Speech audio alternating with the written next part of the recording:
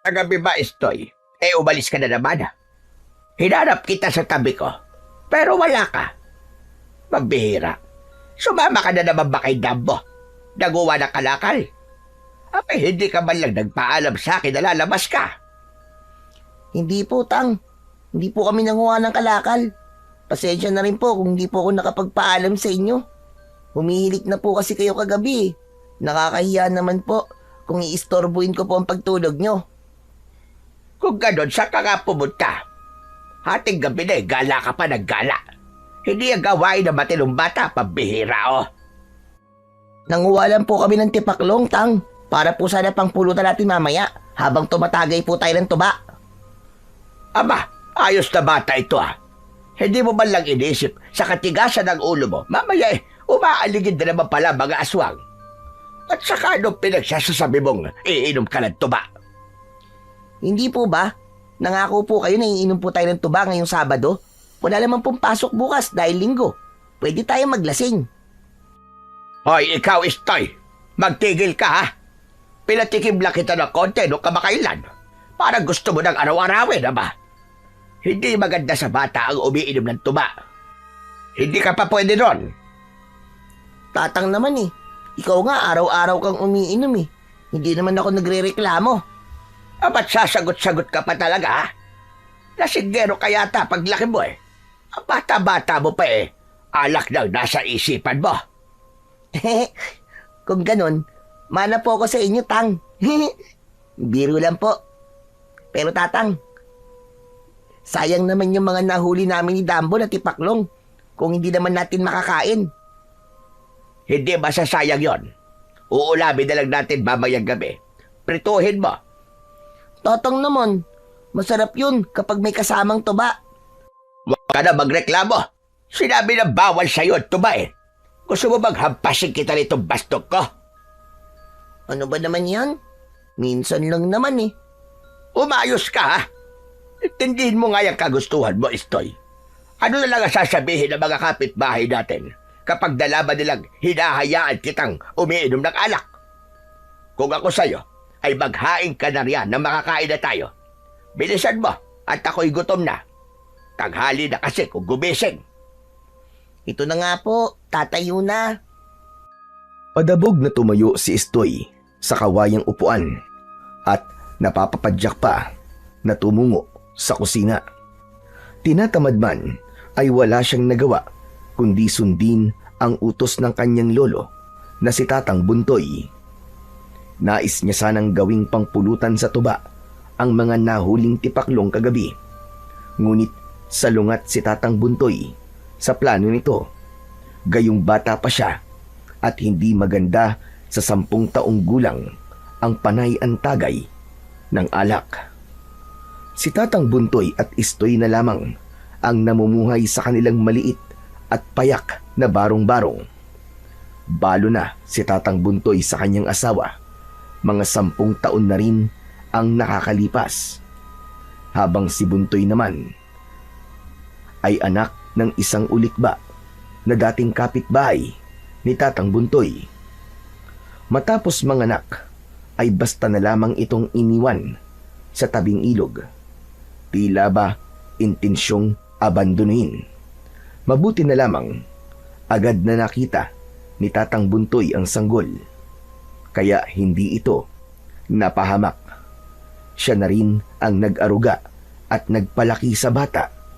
Simula ng iwan at lisanin ng ina nito ang baryo. Bagamat hindi sila biniyayaan ng anak dahil sa karamdaman ng yumaong asawa, itinuring ni Tatang Buntoy na isang biyayang handog ng langit ang pagdating ni Estoy sa kanyang buhay, na parabang isa itong sagot sa matagal na niyang panalangin. Hoy! Bilisan mo na riyan, Estoy! Maghain ka na! Huwag ka na kukupad-kupad! Ito na nga po, Tang, naghahain na. Ano po ba kasi yung ginagawa nyo? Naglilinis ka na naman ng diamante mong hindi naman masangla-sangla. Habang naghahanda ng almusal, hindi sinasadyang natabig ni Estoy ang isang mangkok na babasagin. Mabilis itong nahulog at bumagsak sa saig. Kumalat ang mga piraso sa kanyang paanan. Ang isa sa matutulis na bubog ay tumusok sa kanyang balat na agad na nag-iwan ng matinding kirot kasabay ng pag-agos ng masaganang dugo. Aray ko! Aray! Tatang Buntoy, ang sakit! Tang, halika muna rito sa kusina! Dali! Bakit? Ano ba yun? Anak nang, ano na itong kasiyahan? Pumalahaw si Istoy sa sakit habang pinagmamasdan ang paa na umaagos ang dugo. Dali-dali namang lumapit si Tatang Buntoy sa apo at sinapo ang paa nitong nasugatan gawa ng bubog. Asos! Napakaliit lang pala sugat eh. Malayo sa bituka yan. Itigil mo na yung pag-iyak mo. Para kang bakla. Pero tatang, ang dami po kasing dugo, tignan niyo. Oh. Baka po maubos ang dugo ko. Ay, nako apo. Hindi ka mauubusan basta ng dugo sa ganyang kaliit na sugat. Tignan mo nga. Parang kurot lang yan eh. Para kagat lang ng langgam. Ang dami po talagang dugo eh. Nakakatakot po, tatang.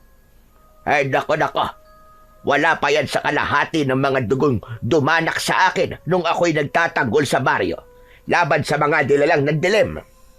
Aba, kung sa ganitong sugat natatakot ka na, paano pa kaya kung haharap ka sa mas matinding panganib? Ano po? Ano po bang ibig niyong sabihin, tatang? Abay, paano kita gagawin tagapangalaga ng mutya at ng medalyon kung ganyang kakaduwag? Ang tagapangalaga, apo, hindi lang basta matatag. Dapat marunong din magpigil ng takot. Hindi dapat bahag ang buntot. Ano pong sabi niyo, tang? Mutya at medalyon? Ano po ba yun? Saan naman po yun gagamitin? Oo, ang mutya at ang medalyon. Sa ngayon, mabuting huwag mo munang malaman. Bata ka pa para maintindihan ang mga bagay-bagay. Marami ka pang kakainin bigas.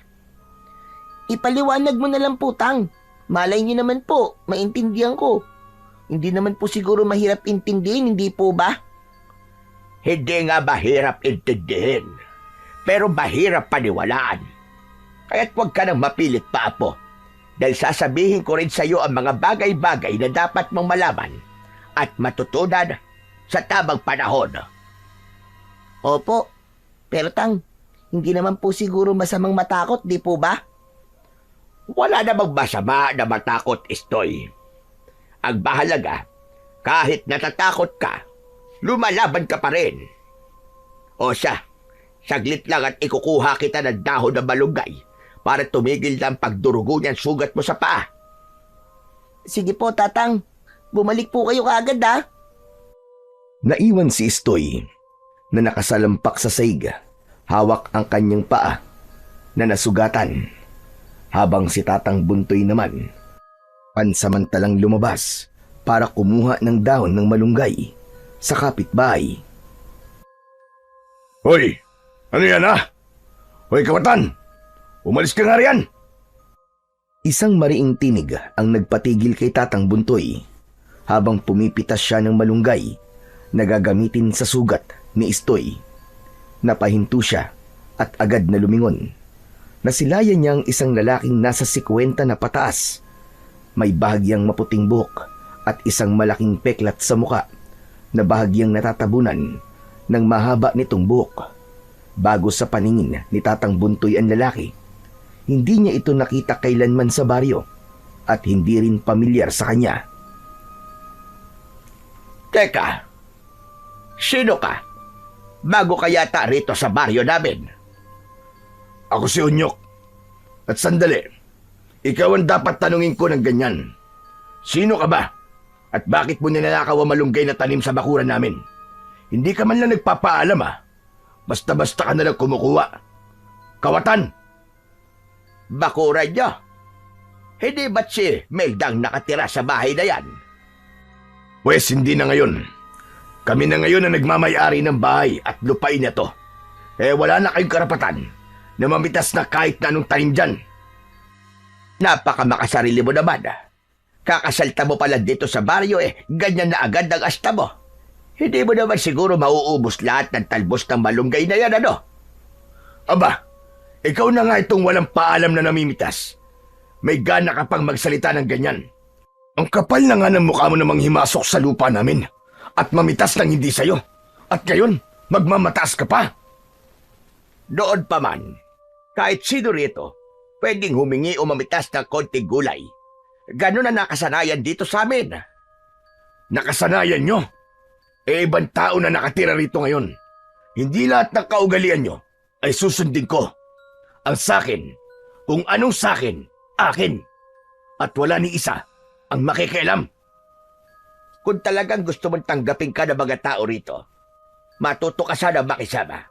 Hindi uso ang paghahari at pagiging sakim sa baryo namin. Hindi ko kailangan ng pagtanggap nyo.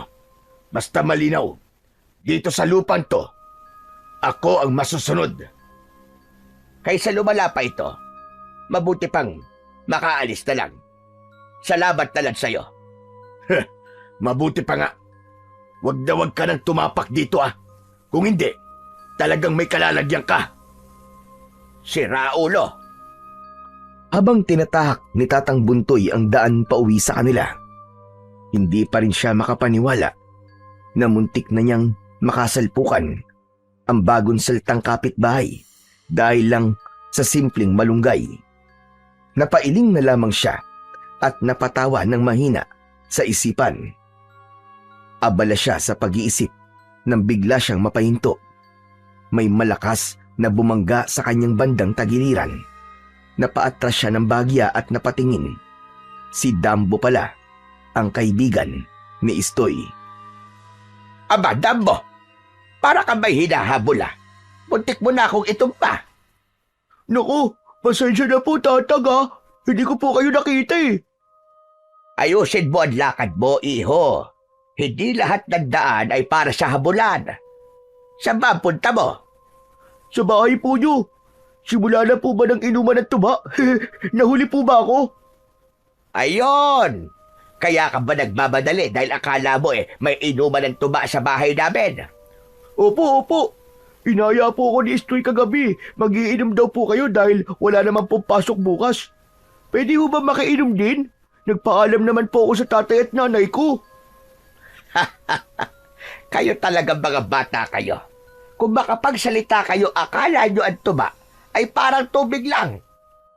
Tatang, tikim lang naman po Hindi ko naman po uubusin lahat. Saka minsan lang naman po.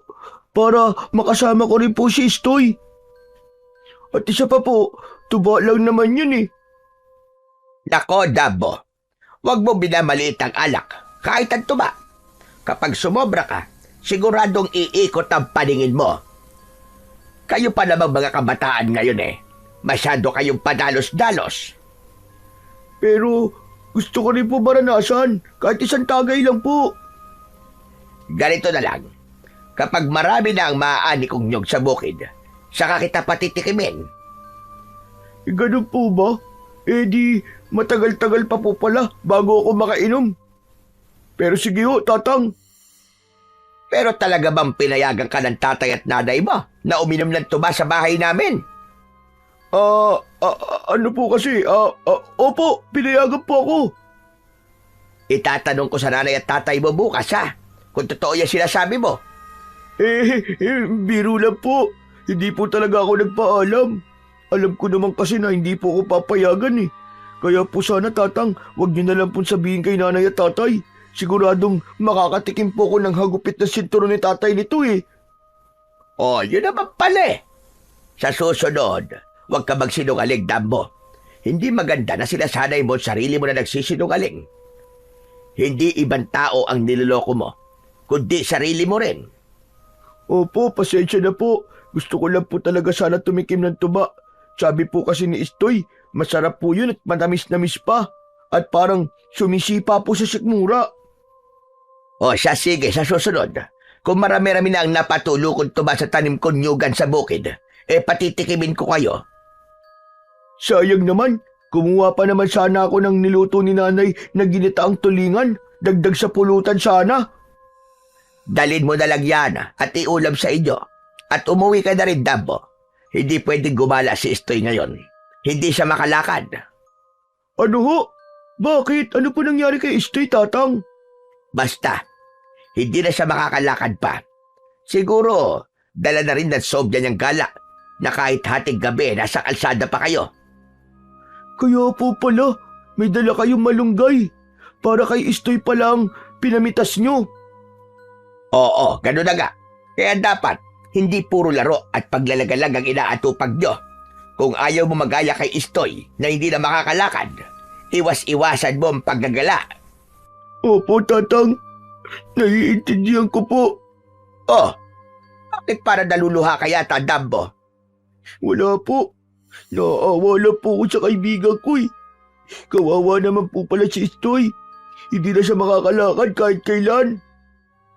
Kaya nga ang hiling ko na wag na kayong panay alis at kung saan-saan kayo napapadpad kahit hating gabi na. Opo, Tatang, pangako po. O sa Tatang, mauna na po ako. Alagaan niyo po na mabuti si Istoy ha. Babalik na lang po ako bukas. O sige, mag-iingat ka sa daan. Huwag takbo ng takbo. Baka madapa ka. Sige po. Hay, nako. Uto-utong bata. Kay laki-laki ng katawan eh. Kay liit-liit ng utak. Ay siya, baka hinihintay na ako ng apo ko. Baka uwi na nga. Isang saglit lamang din ay nakauwi na si Tatang Buntoy sa kanila. Naabutan nito si Istoy na nakasimangot na naghihintay sa kanya sa kusina. Bakit ang tagal mo naman, Tatang? Nainip na akong kakahintay sa'yo ah. Nanuyo na rin ang dugo sa paa ko, tignan niyo po. Ay, nako. Muntik pa kaming magpang-abot ng bago nating kapitbahay. Abay, pero mo napakadamot naman kasi sa malunggay. Ano po nangyari, Tang? Wala. Umuwi na lang ako kaysa naman lumala pa ang sitwasyon. Mahirap makipagtalo sa mga taong makitid ang isipan. Sana po tinuruan niyo po ng leksyon para magtanda. Hayaan mo na yon. Mas mabuti pa rin ang pagpapakumbaba. Kaya bilib po ako sa inyo, Tatang eh. Ang bait-bait niyo po. Ay, naku, tama na nga ang pambobola mo. Akin na ang paa mo. Nang magamot na natin yan. Tatang, dahan-dahan lang po ah. Masakit pa eh. Ay, siya nga pala. Nakasalubong ko si Dambo sa daan. Inimbitahan mo pala talaga na uminom ng tubarito sa atin, ha? Ang galing mo rin talaga, no? Aray, Tang, hinay-hinay lang naman po. Eh, nasan po pala si Dambo? Bakit hindi niyo po kasama? Pinauwi ko. Ang sabi ko, hindi ka na makakalakad pa kahit kailan. Eh yun, mukhang paniwalang-paniwala ang damuho. Nakakatawa talaga dahil naluluwa pa nga siya. Si Tatang talaga oh. Baka natakot po yun. Mabuti nga yun nang maiwas-iwasan nyo ng paglalagalag yung dalawa dahil hindi na ako natutuwa na gabi-gabi na lang nawawala kayo sa bahay. Hindi rin maganda na hindi ka nagpapaalam sa akin. Hindi na po mauulit yun, Tatang. Abay, dapat lang. Huwag ka rin pala munang sumama sa akin na manguha ng palakang bukid sa palayan na. Iwasan mo munang mababad sa maruming tubig yung sugat mo nang hindi maimpeksyon yan. Pero Tang, gusto ko po sana sumami. Hindi po ba ang sabi nyo, marami ka ngayong customer na naghahanap ng palakang bukid. Kung kasama mo ko, marami ang mahuhuli natin at may hatid po sa kanila. Tumigil ka nga, Istoy. Ikaw ang tigas-tigas talaga ng ulo mo. Ipahinga mo na lang ang paa mo rito sa bahay. Oo na po. Pero sasama ako, Tatang Buntoy, sa susunod na mangunguha ka ulit ha. Oo, sa susunod na linggo na ako mangunguha ulit. May trabaho akong gagawin. May kailangan akong tignan at asikasuhin sa bukid sa susunod na araw. Kaya wala akong panahon para manghuli ng mga palaka para dalhin sa mga customer natin. Eh di, kami na lang po ni Dambo ang mangunguha, Tatang. Hindi na. Baka kumapano pa kayo ron sa bukid eh. Lalo na't bali-balita ngayon na gumagala na naman daw ang mga aswang. Hindi naman po totoo ang mga aswang, Tatang eh. Hindi ka naliniwala dahil hindi mo pa nakainkwentro. Pero sa oras na makita mo ng harap-harapan, Aba, ewan ko na lang. Kung hindi ka magkandaihi dyan sa salawal mo. Grabe ka naman, Tatang. Hala, sige. Tama na at satsat at kumain ka na. Matapos mo rin kumain, hugasan mo mga pinagkainan na. Ako naman ay aakyat sa bukirin. Ikaw na rin ang bahalang magluto ng hapunan natin. Yung tipaklong na nahuli niyo ni Dambo, iprito mo na lang. Bilhan mo na lang ng mantika. Opo, Tang.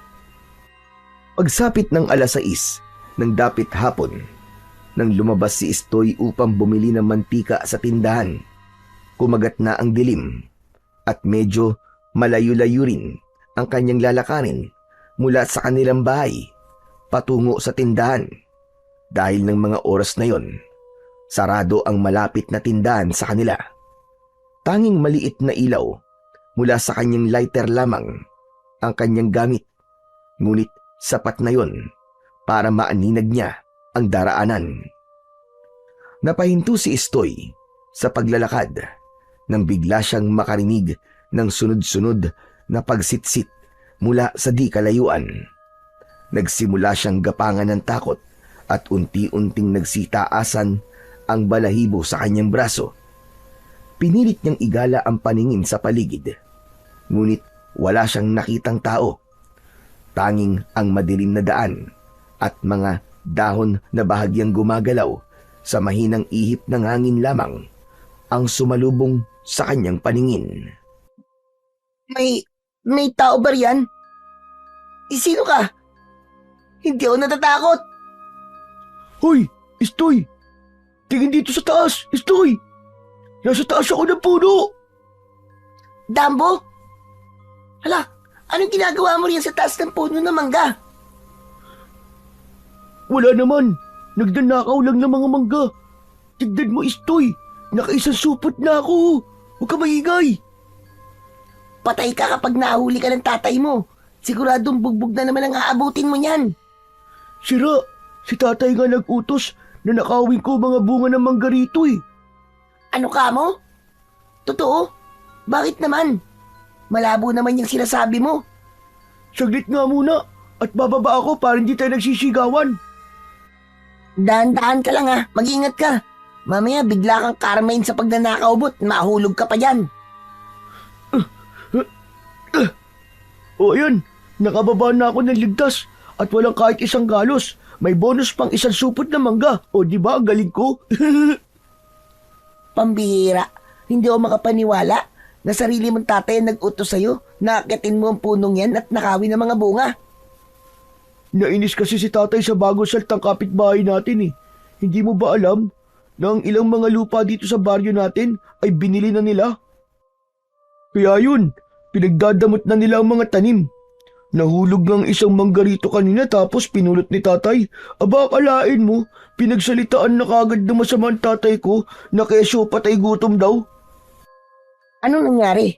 Nagpang-abot ba ang tatay mo at yung bagong may-ari ng lupang to? Munti ka na silang magsuntukan. Hinagis kasi ni tatay sa mukha ng may-ari nitong lupa yung balat ng manggang pinagkainan niya. Alam mo naman si tatay, di ba? Mahilig din sa gulo yun. Lalaban talaga yun. Tama nga ang sabi ni Tatang sa akin ng bagong kapitbahay natin madamot daw. Kanina kasi si Tatang muntik na rin mapalaban dyan sa bagong lipat na yan dahil lang sa malunggay. Kaya nga kung ako sa inyo, nakawin mo rin ang malunggay sa bakuran nila. Tsepuan mo na maimbing na ang tulog nila. Wala naman silang pwedeng pruweba laban sa inyo dahil tulog na nga sila eh.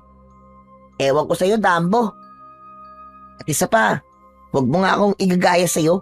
Malilintikan lang ako kay Tatang kapag ginawa ko yun, no? Yan ang problema kay Tatang eh. Masyadong mapagkumbaba at mabait. Oo, hindi kami gaya mo, natuso at pangit ang ugali. Grabe ka naman makapagsalita sa akin. Pero teka, maiba nga tayo. Akala ko ba, hindi ka na makakalakad kahit kailan? O bakit nakakatayo ka ngayon? Sira, naniwala ka naman kay Tatang. Niloloko ka lang nun. Hindi yun totoo. Ayaw niya lang talaga akong gumala. Yun lang yun. Sayang. Pinagawan pa naman kita kay tatay ng saklay. Sira ulo ka talaga, Dambo. Siya nga pala. May plano sana ako eh. Oh, Ano na naman ba yung plano mo na yan? Papasukin sana namin ang abandonadong gusali doon sa likod ng sementeryo. Kaso, umatras yung mga kasama ko. Nangihinayang nga ako. Marami kasing kalakal doon eh. Eh kung tayong dalawa na lang kaya ang kumuha ng kalakal doon. O ano, ayaw mo? Dagdag baon din yun. Baka hanapin kasi ako ni Tatang eh. Wala pang sinaing at hindi pa rin ako nakakapagluto ng ulam. Baka mapagalitan na naman ako eh. Ano ka ba? Mabilis lang naman yun eh. Babalik agad tayo. Sigurado ka ba, Dambo? Oo nga, promise. Sandali lang talaga.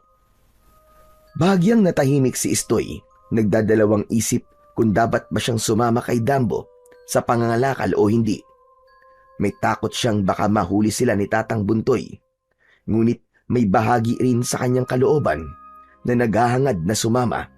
Naiisip niyang ang malilikom na pera ay malaking tulong din na pandagdag sa kanilang gastusin at magiging pambaon niya sa paaralan. O ano, nakapagdesisyon ka na ba? Huwag ka na magpaligoy-ligoy pa. Tara na. Sige, sasama ako. Pero siguraduhin mong hindi tayo magtatagal ah. Oo naman. Paano yung mga manggandala mo? Alangan naman na dalhin pa natin yan doon. Malamang hindi, syempre. Iwan muna natin yan dito. Babalikan ko na lang mamaya. O ano pang iniintay mo? Halika na, para makabalik na agad tayo. Tinahak ni na Istoy ang daan patungo sa isang abandonadong gusali. Matagal na itong iniwan at hindi napapakinabangan. Subalit marami pa ring kagamitang naiwan sa loob. Noon ay may nagbabantay pa sa lugar. Ngunit kalaunan ay tuluyan na rin itong napabayaan. Teka, Dambo. Parang kinakabahan ako ah. Huwag na lang kaya tayong tumuloy. Masama ang kutob ko sa binabalak natin na to eh. Hindi ko alam ah. Para bang may nagtutulak sa akin na huwag nang gawin pa ang plano natin? Pambira ka, Istoy, oo. Ngayon ka pa ba aatras? Kung kailan nandito na tayo? Mabilis lang to. Kukuha ka lang ng kalakal tapos ibat na. Isa pa, wala namang magagalit sa'yo kasi wala namang makakakita sa pagnanakaw na gagawin natin eh. Kinakabahan talaga ako eh. Alalahanin mo, marami pa tayong bayarin na kailangan bayaran sa paaralan, di ba? Sayang din yung pera. Tulong mo na lang to kay Tatang Buntoy. Pambihira, oo. Oo na. Sige na nga. Magtiwala ka sa akin, Istoy. Wala masamang mangyayari sa atin. Ganito, mauuna akong pumasok. Tapos sumunod ka kagad ha. Ako na ang pupulot ng mga kalakal. Tapos ikaw ang maglalagay sa sako. O ano, ayos ba? Sige. O tara, halika na. Grabe. Ang dilim dito, wala akong makita ni isa. Ang hina kasi ng flashlight nitong lighter na dala ko. Hindi ka rin nagdala ng sayo. Huwag ka na nga magreklamo. Kapakapain mo na lang. Kahit saan naman sulok dito, maraming kalakal eh. Ang sangsang pa ng amoy sa lugar na to. Parang amoy patay na daga. Nakakasulasok na amoy. Ang sakit sa ilong. Para ako masusukay. Ang arti mo naman. Hindi ako maarte no. Sinasabi ko lang naman ang totoo. Bakit hindi mo ba naaamoy yon? Malamang naaamoy ko rin. Pero mas mahalaga sa akin ang pera. Alam mo ikaw, mukha ka talagang pera kahit kailan. Hindi naman masyado. Grabe ka naman sa akin. Pero alam mo ba, Istoy? May bali-balita eh. Dito raw kasi tinatapon ng mga bangkay ng mga taong biktima ng karahasan. Huwag mo nang pansinin ang amoy. Basta't mag-focus ka na lang sa goal natin. Siraulo ka pala, Damboy. Kung alam mo na gano'n na pala ang bali-balita dito, bakit pa tayo tumuloy? Gusto mo bang mapahamak tayo? Kailan ka ba matatapos sa walang katapusan mong pagrereklamo, ha? Ikaw talaga. Nandito tayo para manguha ng kalakal, hindi para magdadadakdak ka. Nakakainis ka naman kasi. Tumigil ka na nga, para matapos na tayo kagad. Ito na nga oh, kinakapa ko na nga lang eh. Hindi ko kasi maaninag ng maayos. Papatay-patay pa tong flashlight. Nakakabwisit. Teka. Ano ba tong basang nakakapa ko, Istoy? Istoy, halika nga rito. Ilawan mo nga. Ang lansa eh. Oo, ito na. Nyay! Ano yan, dugo? Ay, ang daming dugo. Saan galing yan? Halika, sundan natin. Teka, Dambo. Ayoko, umalis na tayo rito. Natatakot na ako eh. Huwag kang ang kabahan. Nandito naman ako eh. O ayan, hahawakan ko na lang ang kamay mo at sabay nating tatahakin ang daan kung saan nagmumula ang bakas ng dugong yan. Huwag na, Dambo. Hayaan na lang natin yan. Hindi naman importante kung saan nagaling ang dugo na yan eh. Huwag ka mag-alala, Istoy. Hindi kita iiwan kahit anong mangyari. Kabadong hinakbang ni Istoy ang kanyang mga paa. Nanginginig ang kanyang mga binti habang sinusundan ang bakas ng dugo. Oh, ito yata ang pinagbulan ng dugo. Ilawan mo nga ng maayos nang makita nating mabuti. Natigilan ang dalawa nang malinaw nilang masilayan ang isang hindi pangkaraniwang nilalang. Abala at wari sarap na sarap sa paglantak ng lamang loob ng isang tao. Natigilan sila at halos hindi alam ang gagawin. Lalo nang dahan-dahang lumingon ang hindi maipaliwanag na nilalang sa kanilang direksyon. Ay, Dambo, anong klaseng nilalang yan? Hindi ko rin alam. Pero pag bilang ko ng 3, aalis na tayo kagad ha. 1, 2, 3, takbo! Diyos ko, anong klaseng halimaw yun?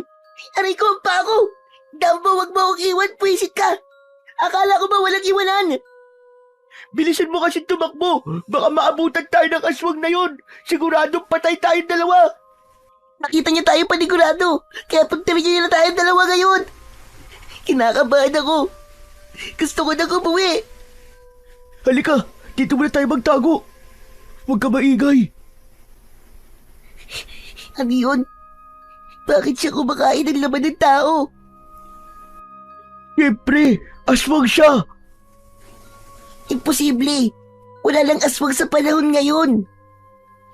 Anong imposibleng sinasabi mo? Harap-harapan na nga natin nakita, hindi ba? Anong matatawag mo sa nilalang na yun? Sige nga. Aswang lang naman ang kumakain ng tao. Huwag mo sabihin na hindi ka pa rin naniniwala sa aswang na yun. Oo na. Naniniwala na ako na aswang yun. Pero paano tayo makakaalis dito? Magtago muna tayo pansamantala.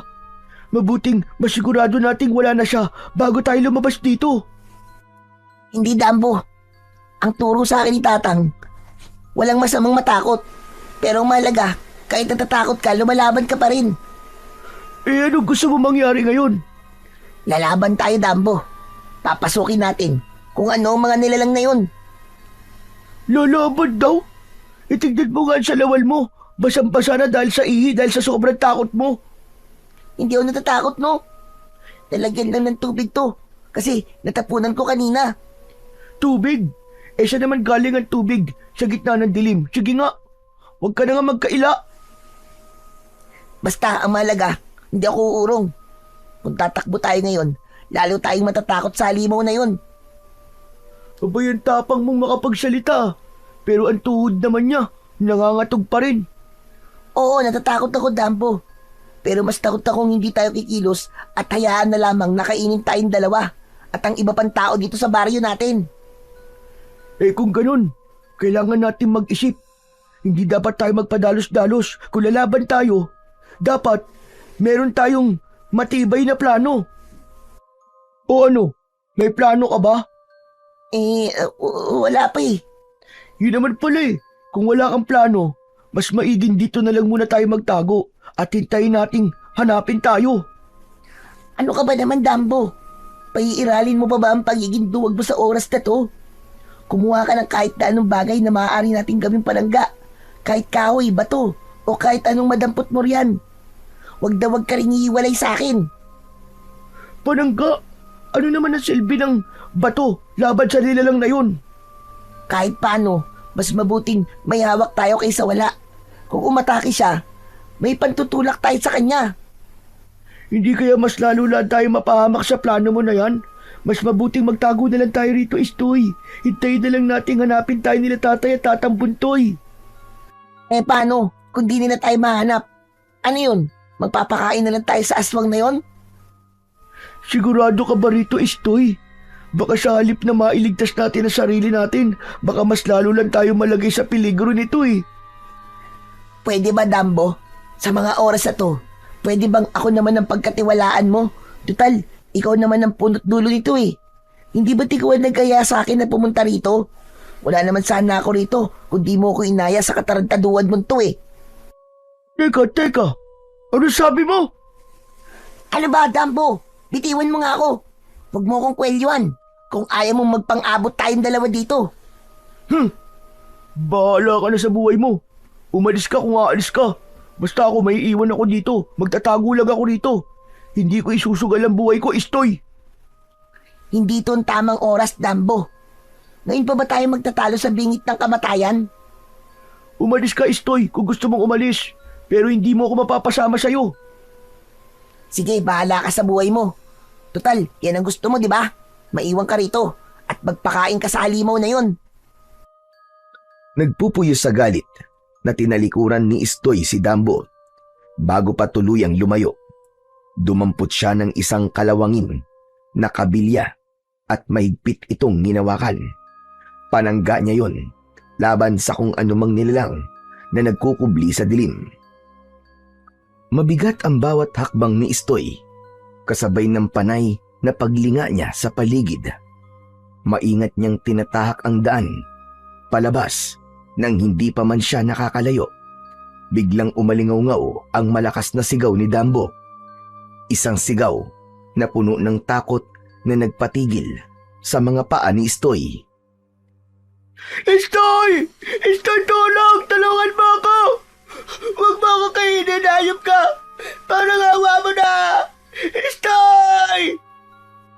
Dali-daling binalikan ni Istoy ang kaibigan na ngayon hirap na hirap sa pakikipagpambuno sa aswang. Nanginginig ang kanyang mga kamay, ngunit pinilit niyang itaas ang hawak na kabilya. Sa isang iglap, buong lakas niya itong inihampas sa balikat ng nilalang. Napasinghap ang aswang. Nagpakawala ng matinis na pag-igik na tila pinagsamang huni ng paniki at alulong ng aso. Hoy! Hayop kang halimaw ka! Bitiwan mo ang kaibigan ko! Ha! Ha! Salamat sa Diyos at binalikan mo ako! Sige pa, Istoy! Hampasin mo pa ng hampasin, huwag kang titigil! Aray! Agapti! Nasugatan niya ako sa braso!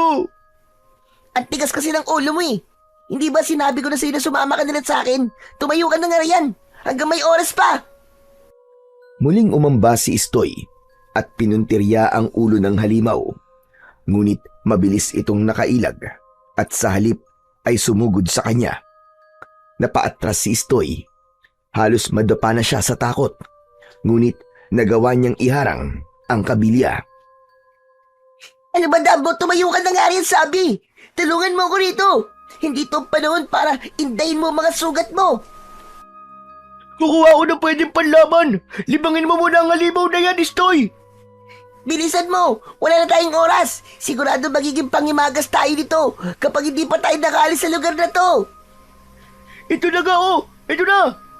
Hoy! Pangit na aswang! Dito! Dito! Mabilis na inihagis ni Dambo ang napulot na bato at diretsyong tumama ito sa ulo ng aswang. Napaurong sandali ang halimaw bago ito bumaling kay Dambo na may naglalagablab na galit sa mga mata. Bigla itong umalulong, isang napakalakas at nakakabingi na sigaw. Diyos ko po, Istoy! Parang hindi yata gumana! Isa pa, Dambo! Batuin mo pa! Dali! Wala na akong bato eh! Ikaw na! Ikaw na bahala! Mabilis na tumalon ng aswang papunta kay Dambo. Nakaabang ang matutulis nitong kuko. Napasigaw si Dambo habang tinangka niyang umiwas. Diyos ko, wag! Wag po! Magbabago buhay na po ako. Hindi na po ako magiging pasaway pa. Lord, basta makaalis na po kami rito sa lugar na to. Magbabago na po talaga ako, Lord. Agad na sumugod si Istoy at inundayan ng malakas na hampas ang likod ng halimaw. Umalingaw-ngaw ang matinis na iyak nito. Hoy, halimaw! Huwag mong gagalawin ang kaibigan ko! Ako ang makakalaban mong hayop ka!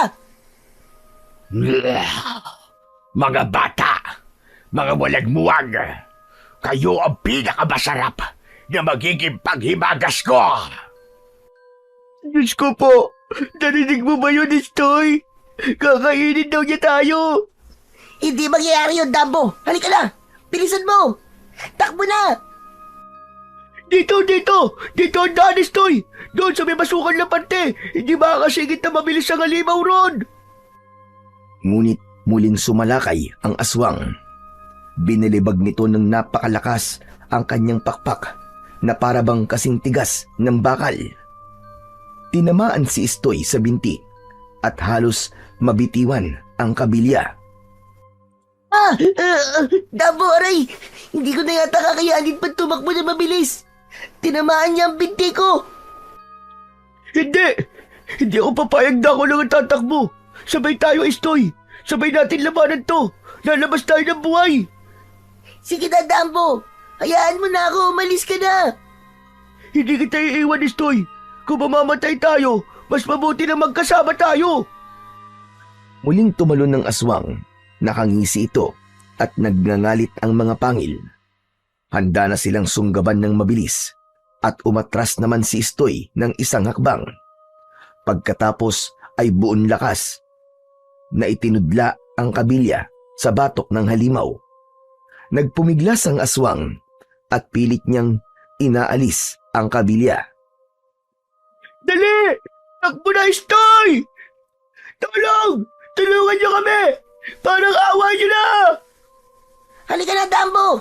Bilis!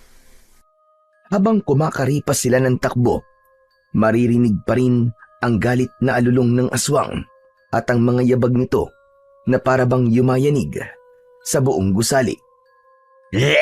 Ay, hindi pa ito huli, mga paslit! Magtutuos pa tayo! Dudurugin ko kaya! Naku po, Diyos ko! Narinig mo ba ang sinabi ng aswang? Sigurado pupunterihan niya tayo! Narinig ko ng malinaw, Dumbo. Pero hayaan mo, hindi na mapapayag si Tatang Buntoy na kainin tayo ng aswang na yon. Salamat naman! At nakawala tayo sa kampo ng kadiliman na yun! Malapit na tayo. Malinaw ko na nakikita ang daan, Dumbo. Salamat sa Diyos. Naku po! Ano na lang kaya ang sasabihin ni tatay kapag nakita niyang ganito ang sinapit ko? Hindi na bali kung anong sasabihin ng mga magulang mo. Ang mahalaga, nakauwi tayong ligtas at buo. Bilisan mo na, bago pa tayo maabutan ng nilalang na yun. Mamaya nakasunod pa rin siya sa atin eh. Salamat nga pala kanina, Istoy, sa pagtulong mo sa akin. Kung hindi mo ako binalikan, malamang naging hapunan na ako ng aswang na yun. Wala yun. Sino-sino pa ba magtutulungan? Kundi tayo ring magkaibigan, di ba? Oo nga naman. Ang bigat mo pala, Istoy. Salanan mo rin naman kung bakit kailangan mo akong buhatin ngayon. Kung hindi tayo pumasok sa gusaling yon, hindi sana maayos pa ang lakad ko. Pasensya na talaga, Istoy, Pero ayos lang yan. Magagamit mo na ng tuluyan yung saklay na pinagawa ko sa'yo. Baliw ka talaga. Ayan, malapit na tayo. Salamat talaga sa Diyos at hindi niya tayo pinabayaan. Oo nga, no? Malapit na talaga tayo. Nakikita ko na si Tatang Buntoy na papalapit sa atin at mukhang galit na galit. Naku po, patay ka, Istoy. Ihanda mo na ang sugatan mong katawan dahil mukhang mapapasaba ka na naman sa gera. Hoy! Istoy! Saan ka na naman ba naggaling na bata ka, ha? Hindi ka man lang nagsaing bago lumarga. Aba, teka. Ano nangyari sa inyong mga bata kayo? Bakit ang dami niyo sugat at kalmot? Tatang Buntoy, inatake po kami ng aswang Ano ka ba? Inatake kayo ng aswang? Susantissima! Ito na nga ba ang sinasabi ko? Nagsisimula na naman silang manggulo. Ngayong alam nilang nangihina na ako at hindi ko na sila kakayanin pa ng mag-isa. Nakakatakot po ang itsura ng aswang, Tatang. Ang tatalim po ng mga kuko niya. Para pong kaya niya akong wakwakin sa isang hampas lang. Tapos maitim po ang balat ng kulay ng balat niya. Parang abo po na sinunog. At ang mga mata niya kasing pula po ng baga. Tapos may pakpak pa. Kasing lapad po ng pintuan ng bahay natin. Baka nga doble pa eh. Ganyan talaga ang mga halimaw na yon. Pinalalakas sila ng takot ng mga tao. Kapag natatakot ka, lalo silang nagiging mapanganib. Sa katunayan nga po, natatakot nga po kami, Tatang Buntoy, dahil pinagbantaan po kami ng aswang na yun. Paano po kung bumalik siya, Tatang Buntoy? Saka na natin isipin ang bagay na yan. Hindi ko naman kayo pababayaan. Sa ngayon, ay pumasok muna kayo sa loob at gagamutin ko mga sugat yung dalawa. Sana'y maging leksyon na rin yan sa inyo na wag na kayong maggala-gala tuwing gabi. Opo, pasensya na po talaga, Tatang. Kinagabihan, halos hindi makatulog si Istoy sa kakaisip sa nangyari. Panay ang balikwas niya at panakanakang sumisilip sa bintana. Natatakot ka pa rin ba? Ha, Istoy, sa nilalang na yon? Opo, Tatang. Ramdam ko po na parang anumang oras po ay sasalakay siyang muli. Kayanin mo. Kayanin mo, Istoy. Huwag kang panghinaan ng loob. Tandaan mo, hindi sa laki ng katawan o sa tibay ng braso na susukat ang tapang ng isang tao, kundi dito sa ating puso. Kapag umatras ka, ibig sabihin, binigay mo sa kanya ang buhay mo. Hindi ko alam kung sapat na bang panangga itong kabilya kapag bumalik ulit ang halimaw na yun, Tatang. Saglit lamang, at may ibibigay akong regalo sa iyo. Tumayo si Tatang Buntoy sa higaan at diretso ang tungo sa kanyang pinakaiingatang kahon. Hinuha niya mula roon ang madalas niyang linisan na makinang at makinis na bato at isang kwintas na nakaukit na mata ng kwago. Inabot niya ito kay Istoy na may bakas ng pagkalito. Yan ang pinakamalalakas na sandata laban sa kanila, Istoy. Hindi halimaw ang dapat mong katakutan, kundi ang sarili mong takot. Ang takot ang makakapagpigil sa iyong kakayahan para puksain sila. Ano naman pong gagawin ko sa mga ito, Tatang? Isang bato lang at isang kwintas na may nakaukit na mata ng kwago? Pwede ba talaga itong gawing panangga sa mga aswang? Parang hindi naman po. Sinisigurado ko sa iyo, Istoy, mapoprotektahan ka niyan laban sa kahit na sinong aswang. Ang mutyang yan ay hindi basta-basta bato. Matagal ko nang iniingatan ng mga yan. At itong medalyon na ito, may kaakibat itong kapangyarihan. Ha? Pero paano po? Para lang siya pirasong bato ah. Hindi naman po ito matalim. Hindi ko pwedeng maipukpok. Paano kung atakihin po nila ako, Tatang? Ang lakas ng mutya at ng medalyon ay hindi nakikita sa talim o sa bigat nito. Teka. Mutya at medalyon? Ito po bang nabanggit nyo kamakailan? At ito rin po ang madalas nyong linisan na diamante? Hindi po ba, Tatang? Ito ngayon, ang nakaukit na matarian ay mata ng liwanag. Ito ay simbolo ng paggabay ng may kapal. Kapag sinuot mo yan, hindi ka basta-basta malulupig o malalapitan ng puwersa ng dilim. Ang mga pakpak nila'y manghihina at ang mga pangil nila'y mawawalan ng bagsik. Totoo po ba yan, Tatang? Parang ang hirap naman pong paniwalaan. Kung ganun kalakas ang mutya, bakit hindi na lang nyo agad ginamit laban sa mga aswang? Dati ko na yung nagamit sa kanila, Istoy. Ngunit may panahon para sa lahat ng bagay. Hindi maaaring hawakan ng sino mang may takot o pagdududa ang mutya, sapagkat mawawala ang bisa nito. Kailangan ng dalisay na loob at matatag na puso. Kaya sa iyo ko ipinapasa. Naniniwala ka ba sa sinasabi ko sa iyo? Sa akin, Tatang. Pero ako po, alam niyo naman po siguro kung gaano po ako kaduwag. Kahit sino naman, Istoy, ay pwedeng matakot. Ang pinagkaiba, ikaw ay hindi sumusuko.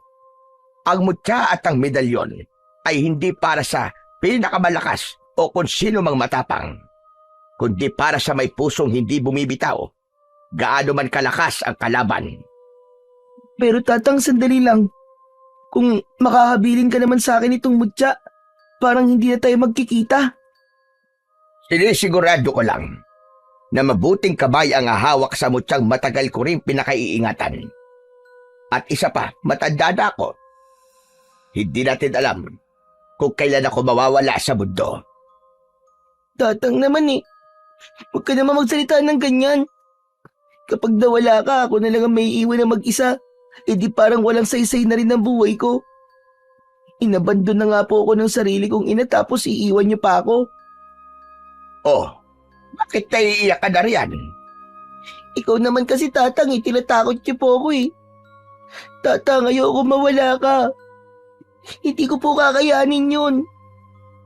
Ay, nako, apo ko. Halika nga rito at nang mayakap kita. Hala, sige na. Tahan na. Hindi mawawala si Tatang.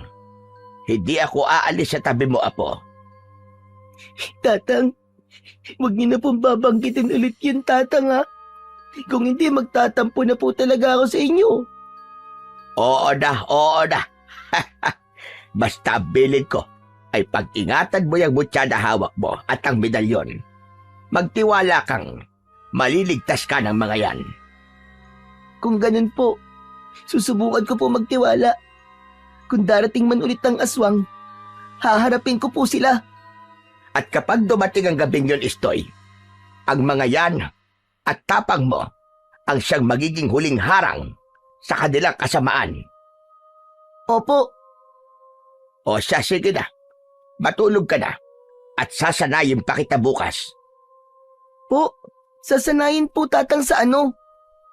Sa pakikipagpambuno sa mga halimaw na yon, tuturuan kitang humawak ng punyal at kung saan parte ng katawan ng aswang ang dapat mong tamaan. Aba, ayos po yun Tatang. Excited na po ako. Huwag ka masyadong masaya dahil hindi madali ang magiging pagsasanay mo. Opo, Tatang. Tatang, paano po pala kapag napasakamay po ng mga aswang ang mutya at ang medalyon na ibinigay niyo po sa akin? Ano pong mangyayari?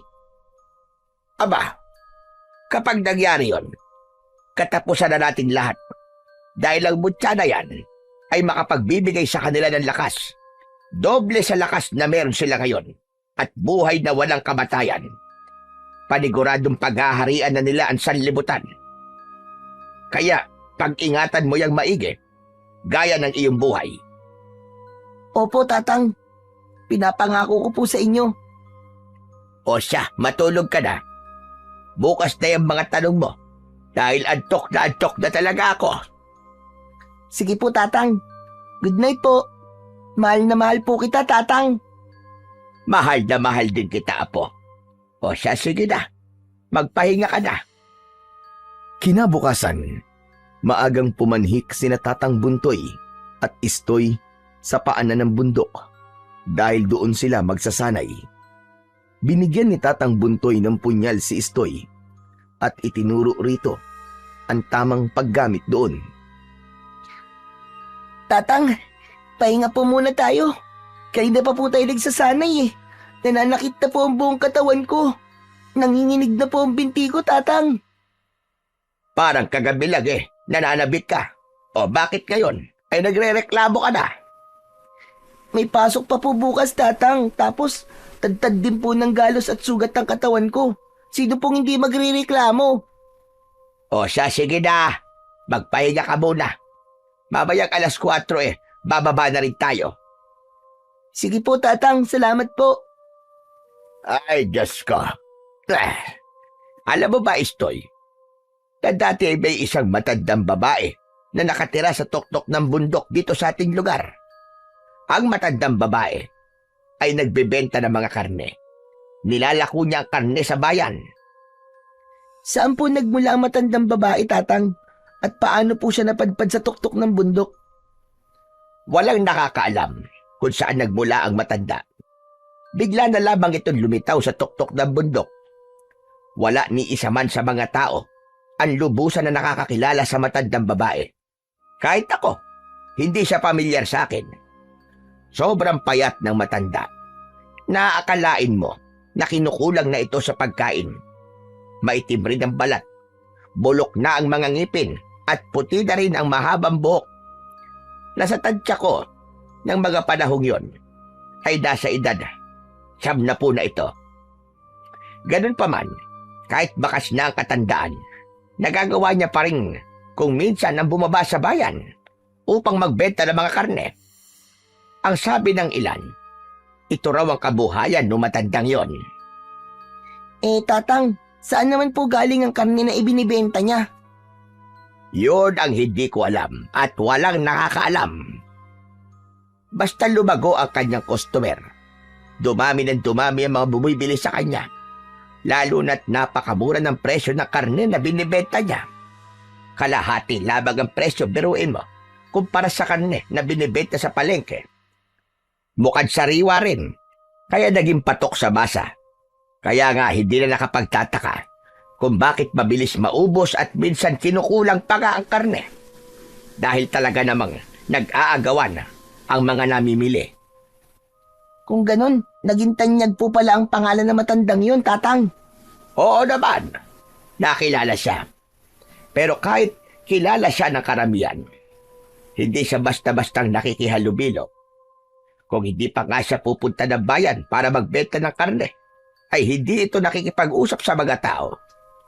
Mailap siya masyado at hindi tumitingin sa mata tuwing nakikipag-usap. Tuwing magbebenta rin siya, ay balot na balot ang kanyang buong katawan ng balabal niya. Grabe, nakaka-excite naman po makinig sa kwento niyo, Tatang. Makinig ka, meron pa. Hanggang isang araw, ay may isa siyang customer na taga-ibang bayan na dumalaw at sinadya ang kanyang barong-barong sa tuktok ng bundok. Abay, imbis na matuwa, ay nagalit ang matandang babae at pilit pinagtatabuyang paalis ang mga namimili. Hanggang isang araw, ay kumalat na lamang ang hindi magandang balita tungkol sa malansang amoy sa paligid ng bahay ng matandang yon. Nakakasulasok na amoy na para bang nabubulok na laman. May iilang kasi nagtatrabaho sa palayan na napapadaan sa bahay ng matandang yon. At ang madalas nilang reklamo, hindi nga kaaya-aya ang amoy. Ano pong nangyari doon sa matanda? Ilang araw na hindi nagbenta ng karne ang matanda. At nang makabalik na ito, naging matumal na rin ang paninda. Dahil lang hinala nila, hindi lang yung bastang karne. At ang mas nakakabahala pa, ang mga customer na bumibili sa kanya ng karne, ay basta na lamang naglalaho na parang bula. May isang nakasaksi rin na lumalabas ito ng kanyang barong-barong tuwing kabilugan ng buwan. Namataan din siya minsan isang gabi sa tabing ilog, na punong-puno ng dugo ang damit. Namumula ang mga mata at parang kakaiba ang kinikilos. Hala, Tatang, nakakatakot naman po yan. Kung ganun, sino po may gawa ng pagkawala ng kanyang mga customer? Maraming katanungan at haka-haka ang nabuo. Kung saan nakuha ng matanda ang karne, kung bakit ibinibenta niya ito ng bagsak presyo at kung saan galing ang nakakasulasok na amoy. Dahil doon, may ilang tao nang nag-imbestiga sa matanda. Hanggang isang araw, isang lalaki ang lakas loob na nanghimasok sa bahay ng matandang babae. Pinagbintangan niya ang matanda sa misteryosong pagkawala ng kanyang asawa. 2 araw lamang matapos bumili ng karne na binibenta nito. Ano pong sunod na nangyari? Hindi na po ako makapaghintay na marinig ang mga kasunod, Tatang. Sandali lang. Nang araw na pasukin niya ang bahay ng matanda, wala ito ron. Nagkataon na umalis ito. Ganun na lamang ang pagkabigla niya sa mga kanyang nasaksiyan. Sa iisang silid sa maliit na barong-barong ng matanda na yon, natagpuan niya ang pugot na ulo ng kanyang asawa. Mulat ang mga mata, kasama ng iilang pang mga bungo. Napagtanto nila na ang karneng inilalako ng matanda ay hindi lamang basta karne, kundi karne ng mga tao. Hala, ano po nangyari sa matanda, Tatang? Ano pong ginawa sa kanya? Sa galit ng buong baryo, ay kinuyog siya. Umamin siya na mga tirang karne niya mula sa pagpuntirya ng mga tao ay nilalako niya. Nalaman nilang isang aswang ang matanda, kaya dinakip nila ito. Hinubaran at pinalakad sa buong lugar na walang saplot at may malaking karatula na nakasabit sa leeg at nakalagay na huwag tularan. Namatay po ba ang matandang babae, Tatang? Oo, apo. Namatay siya matapos pakainin ng paputok at sinidyan nito sa kanyang bibig. Sumabog ang kanyang ulo at nang hindi pa makontento, sinunog ang katawan nito hanggang sa matupok ng apoy. Tatang, sino po ang kumitil ng buhay sa matandang aswang? Ang tatay ko, siya ang tumapos sa buhay ng aswang na yon. Kung ganun po, Tama ka, Istoy. Isa sa mga nabiktima niya ang nanay ko. Ngunit dahil sa ginawa ng tatay ko, nagmitya ito ng galit sa mga aswang. Nilusob nila ang lugar natin, ngunit hindi sila nagwagi. Kaya nga pinili kong tahakin ang landas ng pagiging isang albularyo at manananggol dahil gusto ko mapanatili ang katahimikan sa baryo natin. Ngunit pakiramdam ko, nagbabadya na naman sila sumalakay muli. Lalo na't batid nilang nangihina na ako at hindi ko na sila kakayanin pa. Kinahapunan, bumaba na rin mula sa paanan ng bundok ang maglolo. Pagod na pagod si Istoy na halos hindi niya na maihakbang pa ang mga paa. Nang malapit na sa bahay, ay natanaw nilang dalawa ang lalaking tila sumisilip sa loob ng kanilang bahay. Nang tawagin yun ni Tatang Buntoy, agad niyang namukaan ng lalaki, ang kanilang bagong kapitbahay na nagsusungit sa kanya. Hoy! Ano ginagawa mo, ha? Sino sinisilip-silip mo riyan? Buti naman nandito na kayo. Ano ginagawa mo rito? Walang tanim na malunggay sa lupain ko. Ano ba naman kayo? Hindi naman ako nagpunta rito para dun eh. Ang akin lang, gusto ko na sanang makipag-ayos sa inyo. Bilang magkapitbahay, sana wala nang alitan pa sa pagitan natin. Malaya na rin kayong pumitas na kahit na anong gulay rin sa bakuran ko. Pero, wag nyo lang sanang uubusin. Yan lang ba talaga ang pinunta mo rito? O may pakay ka pa? Wala naman. Sa katunayan, ito nga may dala akong ulam, sinigang na baboy. Tiretong karne na hindi pa naluto mula sa tindahan ng tatay ko. Nagbebenta kasi siya ng bulalo at naglalako rin ng karne. aba ayos to ah. Wala po bang tirang bulalo sa tindahan ng tatay nyo? Naku, pasensya ka na bata. Hindi kasi siya nakapagtinda ngayon eh. Hayaan mo minsan, dadalang kita. Estoy, ano bang ugali yan? Umayos ka nga. Sayang po kasi to, Lolo. Salamat po, Manong ah. Bago pa man maabot ni Istoy ang sinigang na nasa mangkok, ay agad niya itong nabitawan. Dumulas ang mangkok sa kanyang kamay at natapon ang ulam. Estoy, ano ba naman? Yan ang sinasabi ko sa'yo. Natapon na tuloy. Naku, pasensya na po, Tatang. Kumakalam na po kasi ng sobrang tiyan ko eh. Wala akong problema yon. Hayaan nyo na. May kaunti pa naman akong naiwan sa bahay. Dadalang ko na lang kayo ulit. Hindi na. Huwag ka na mag-abala pa. Okay na yon. Nakakahiya naman. Siya nga pala. Bilang formal na pagpapakilala ko nga pala sa inyo. Ako si Unyok. At ako nakabili ng lupain ni Aling Melda. Ako pa lang ang nakatira sa ngayon dyan dahil wala pa ang pamilya ko. Pero darating din sila sa susunod. Hindi ba't nabanggit mo na ang tatay mo ay naglalako ka mo ng karne? Ang tatay ko ay naglalako ng karne ng baboy. Isa rin kasi yun sa kabuhayan namin. Nasa bukid sila ngayon namamalagi. Doon kasi nila pinapalaki at kinakatay ang mga baboy. Pero sa susunod, dito na rin sila mamamalagi. Mabuti naman kung ganon, para may kasama ka na. Siya nga pala, ako naman si Tatang Buntoy, at ito ang apo ko na si Istoy. Isa akong kilalang albularyo sa baryong ito. Pasensya na sa nangyari sa pagitan natin nung kamakailan. Kung alam ko lang na bago na ang may-ari, hindi na sana ako kumuha ng malunggay sa bakuran nyo. Pasensya na talaga. Hindi ho. Ako nga ho ang may mali. Dahil nagalit ako kagad. Pasensya na rin. Wala pong kaso yung kay Tatang. Mabait po si Tatang at mabilis lang po magpatawad. O siya, mauna na ako. Mukhang nakakaabala na ako ng sobra sa inyo eh. O sige, salamat ulit sa ulam na dinala mo, Unyok. Sayang lang at hindi namin natikman. Mukhang masarap pa man din. Nang tuluyang makaalis si Unyok, saka pa lamang tuluyang pumasok sa loob ng bahay ang dalawa. Sayang naman, Tatang. Hindi ko man natikman ang paborito kong sinigang. Ang bango-bango pa naman kanina. Hayaan mo na, Apo. Ibibili na lang kita mamaya ng karne ng baboy sa baryo. At tayo na lang ang magluluto nito. Talaga po, Tatang? Damihan niyo po ang bili ng kangkong, ha? O sige, pero bago yon, may gagawin muna ako ngayong gabi. Po? Ano po yun, Tang?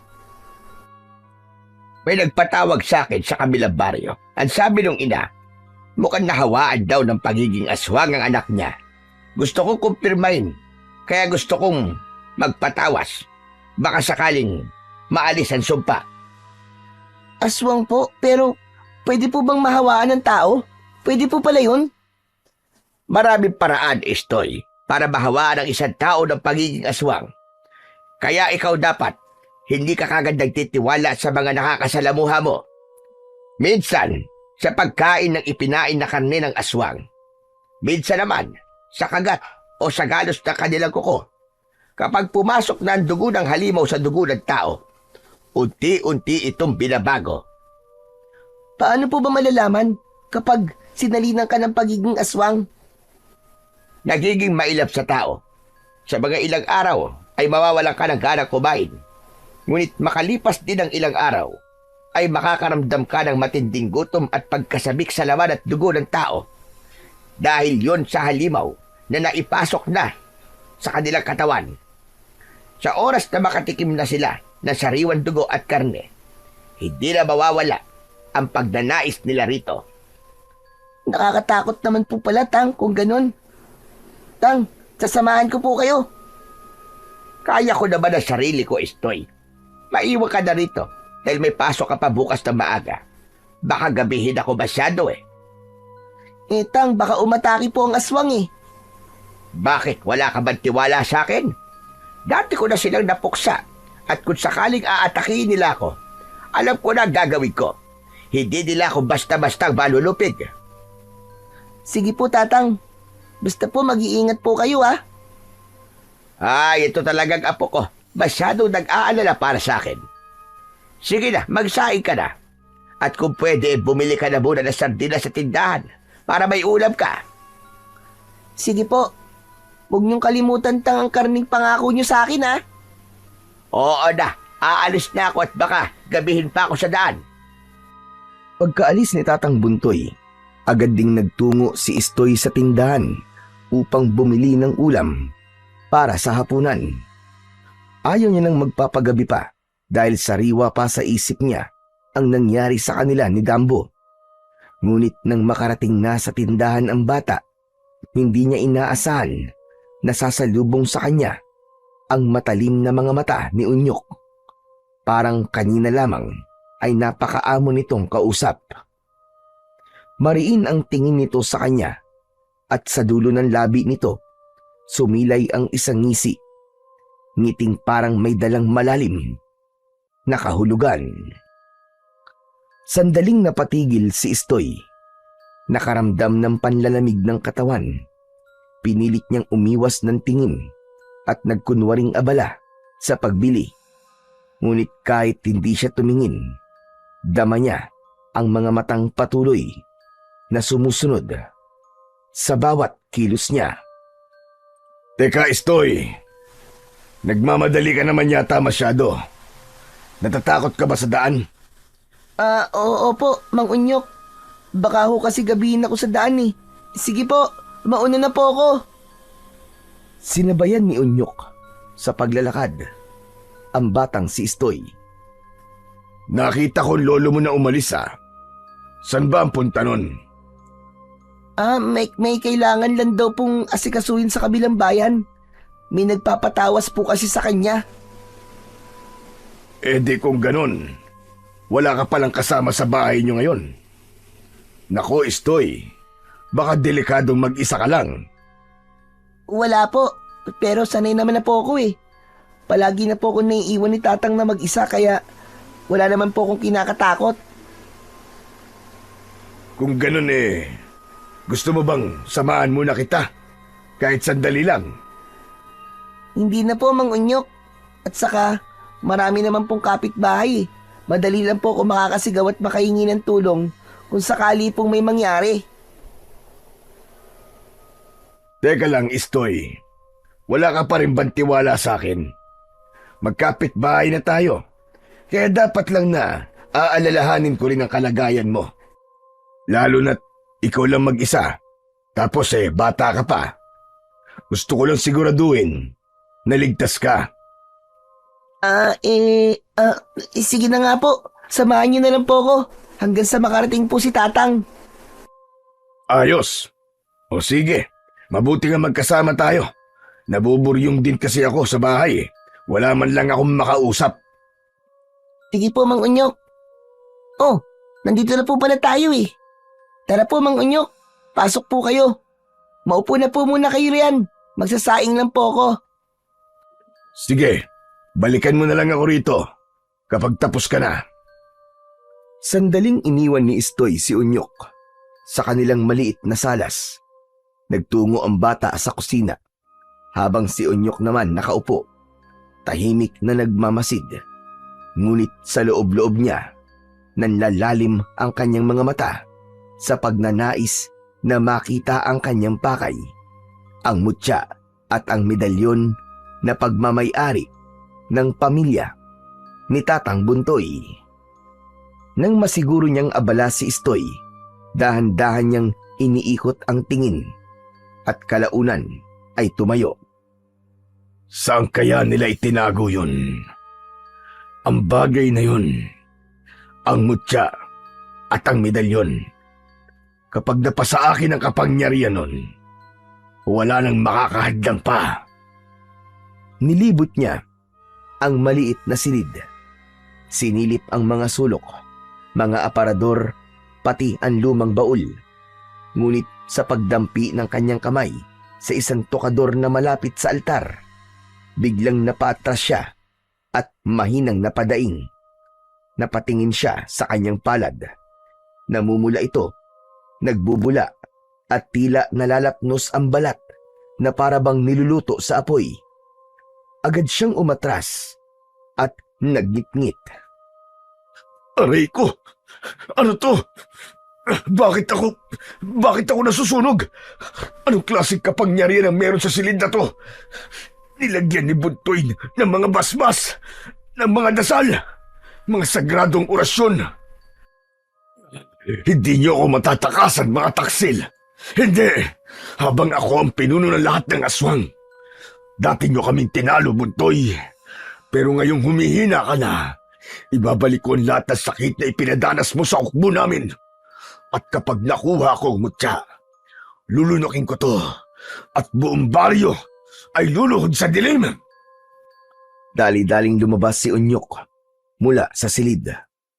Hawak-hawak pa ang kanyang kamay na tila ba may sakit na hindi niya maipaliwanag. Mabilis ang kanyang mga hakbang.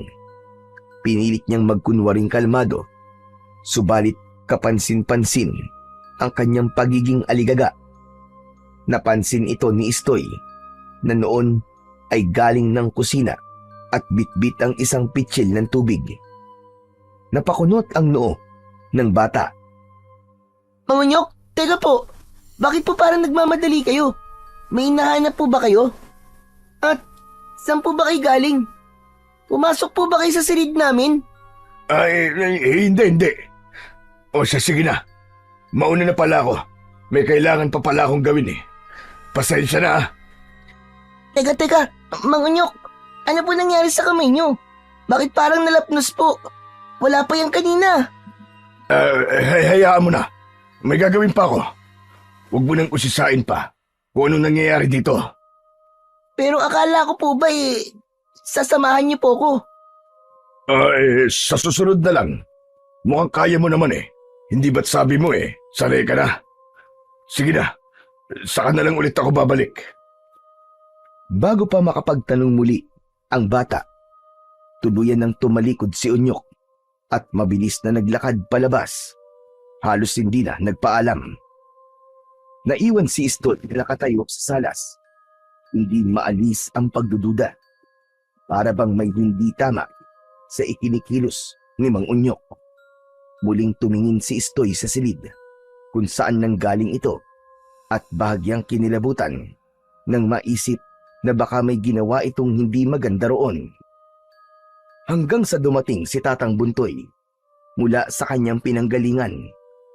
Palaisipan pa rin kay Istoy ang biglang pagmamadali ni Mang Unyok at ang pag-iwas nito sa kanyang mga tanong. Bakit kaya ganun ang ikinikilos niya? Parang may itinatago si Mang Unyok. Kakaiba siya. Hoy, Istoy! Ano ba yung binubulong-bulong mo riyan, ha? Kanina ka pa parang wala sa sarili mo. Ano ba nangyayari sa'yo, bata ka? Kasi Tatang Buntoy, si Mang Unyok po kasi, ang sabi niya sasamahan niya daw po ko. Nung wala ka pa po. Pero ang pinagtataka ko po, bigla na lang po siya nagmamadaling umuwi at parang nalapnos din po ang kanyang balat. Pero wala naman po yun bago siya pumasok dito sa bahay natin eh. Ano ka ba? Seryoso ba yung sinasabi mo? Aba, baka guni-guni mo lang yan. Hindi po, Tatang. Totoo po talaga sinasabi ko sa inyo. Nahuli ko po siyang galing po sa loob ng silid natin. Matapos nun, bigla na po siyang naging aligaga. Anong ginagawa niya roon? Yun din po hindi ako sigurado, Tatang. Basta po nakita ko na lang na nagmamadali po siyang umalis. Sigurado may pakay siya sa atin. At parang alam ko na kung anong pinupuntirya niya. Kung di ako nagkakabali, sinubukan niyang buksan ang tokador kung nasaan ang mutya at ang medalyon.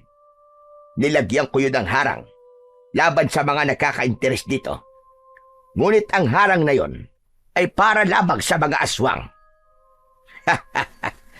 Huli ka. Tama nga ang kutob ko.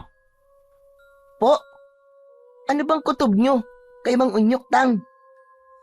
Na isa siyang aswang at nais niyang mapalapit sa atin dahil batid niyang nasa atin ang mutya.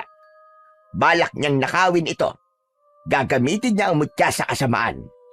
Ang mga aswang ay malakas ang pandama. Kaya hindi na ako magtataka na nalaman niyang nandito ang mutya at ang medalyon.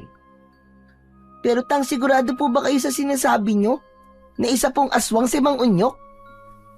Hindi ako maaaring magkamali. Gayong bumula ang nasa tadyang kong lana na isinukbit ko. Kaya po pala kakaiba ang amoy ni Mang Unyok. Para pong nabubulok na karne. Mag-iingat ka sa kanya. Ngayong alam na natin ang pakay niya, maaari sanang iwas-iwasan muna natin ang makisalamuha sa kanya. Opo. Simulan mo na rin suotin ang mutya at ang medalyon. Wag na wag mong iwawaglit sa katawan mo. Hindi natin alam kung kailan sila sasalakay. Mabuti nang maging handa. Opo, Tatang. Susuotin ko na po ang medalyon at maging ang mutya at hindi ko po aalisin sa katawan ko. Mabuti nga yan. Dahil hindi natin sigurado ang lahat Mamaya, naghihintay lang pala ng tiyempo si Unyok bago niya tayo sunggaban. Pambihirang mang-unyok yan. Kaya pala biglang bumait kasi balak niya tayong lapangin. Dahil nasa iyo ang mutya at ang medalyon, inaasahan ko, Istoy, na pag-iingatan mo ang mga yon, ha? Ingatan mo yon ang buong buhay mo. Makakaasa po kayo, Tatang Buntoy. O siya, luto na ang sinigang, kumain ka na roon. Matapos maghapunan, ay magpahinga ka na rin. Maaga pa ang pasok mo bukas, hindi ba? Tang, baka po gabihin ako bukas ng uwi eh. Mag-iensayo po kasi kami para sa darating na patimpalak sa sayaw sa eskwelahan. Patimpalak? Aba, ano bang klaseng patimpalak yan na kailangan pang gabihin kayo? Hindi ba pwedeng sa umaga kayo mag-ensayo? Nang sa ganun hindi kayo abuti ng gabi. Kasi po Tang, karamihan po sa mga kaklase ko ay may ginagawa po sa umaga. May iba nag-aalaga ng kapatid, may iba naman po tumutulong sa bukid. Kaya ang napagkasunduan po, sa gabi na lang po ang ensayo. Pambihira na yan. Alam niyo naman delikado na kapag lumalalim na ang gabi. Lalo na ngayon na may gumagala na namang mga nilalang. Alam mo, Istoy, hindi biro ang mga aswang. Ayoko malagay ka na naman sa panganib. Opo, Tatang Buntoy, naiintindihan ko po. Pero importante rin po sa akin kasi ito eh. Ay, nako. O siya, sige na. Basta't mag-iingat ka. Maging handa ka palagi. Opo, Tatang. Nang sumunod na araw, kumagat na ang dilim. Ngunit hindi pa rin nakakauwi si Istoy. Maaga pang nakauwi si Dambo. Dahilan daw ay dahil may sakit ang kanyang tatay at wala raw magbabantay sa kanilang bahay. Mag-isang nakaupo si Istoy sa kawayang upuan sa gilid ng entablado. Tahimik na nagmamasid sa paligid. Ramdam niya ang bigat ng katahimikan na parabang may daladalang panganib. Maya-maya lamang ay sinimulan na naman ang kanilang pagsasanay para sa sayaw na gaganapin kinabukasan sa patimpalak.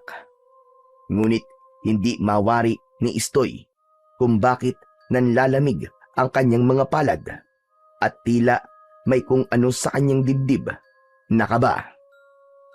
Ang naiisip niya sa mga sandaling yon ay ang mariing bilin ng kanyang tatang Buntoy.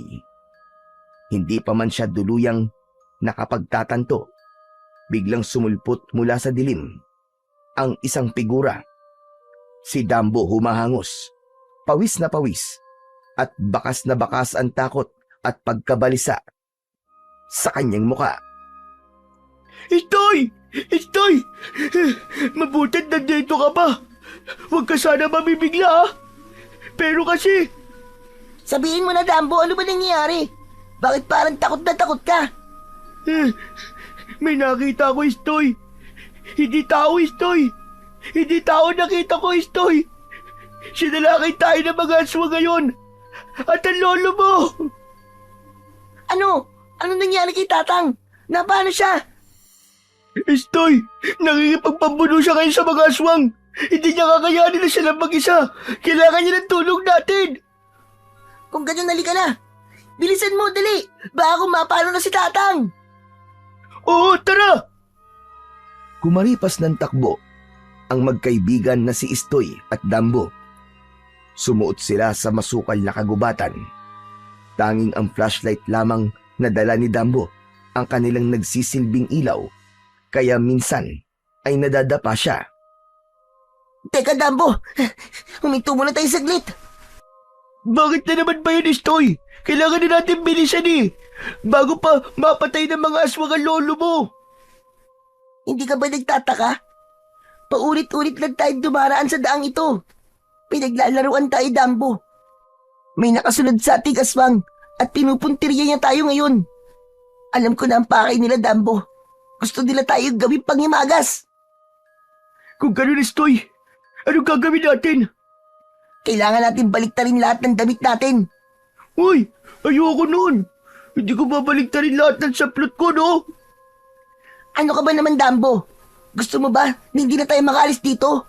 Gusto mo bang mahuli tayo ng mga aswang at gawing pagkain? Hindi naman sa ganun, Istoy.